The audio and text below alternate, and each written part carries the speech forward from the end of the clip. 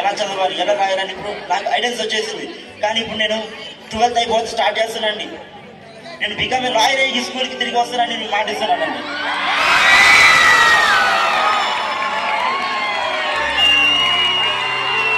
మీ friends మీ పక్కనే ఉంటారు, వాళ్ళు మిమ్మల్ని కామెంట్ చేస్తారు, కానీ మీరు ఫీల్ కాకండి. ఎందుకంటే వాళ్ళు మీ మీద ఉన్న జడ్జ్ చేసుకోలేరు. ఎందుకంటే వారి వీడియో ఏం చేయలేడు. వాడు ఎప్పుడు చేసి మాట్లాడగలను నేను అంతే. వాడు చేస్తే వాళ్ళ మాటలు చెప్తాడు కానీ ఏం చేయడం.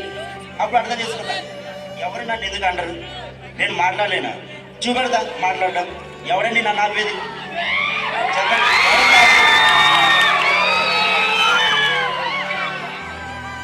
మీరు కూడా మీ లైఫ్లో ఒకసారి డిసైడ్ చేసుకోండి, ఎవరండి మిమ్మల్ని ఆపేది. చదువుకోవడానికి ఆపుతారు, చదవడానికి వెళ్తుంటే ఎవరండి ఆపుతారు, మిమ్మల్ని కొడతారు, అద్దెడతారా.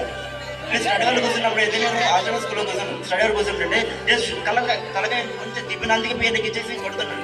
అన్న ఎందుకన్నా మెండ కొంచెం జస్ట్ తిప్పినందుకే పేరు ఎక్కించుకుంటే మేము ఇంత చేసామన్నా.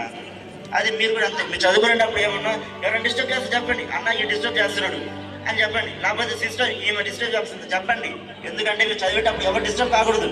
అలాగే మీరు ఎవరు మిమ్మల్ని డిస్టర్బ్ చేయకుండా చూసుకోండి. ఎందుకంటే మీ లైఫ్ మీ చేతిలో ఉంది, మీరు మిస్ చేసుకోవాలని చూసుకోకండి. మా లైఫ్ ఏదో పాడైపోయింది, ఇప్పుడు ఏదో స్టార్ట్ చేస్తున్నాం చదువుకోవడం. ప్లీజ్ మీ లైఫ్ అనేది కొంచెం దారం చూసుకోండి ప్లీజ్.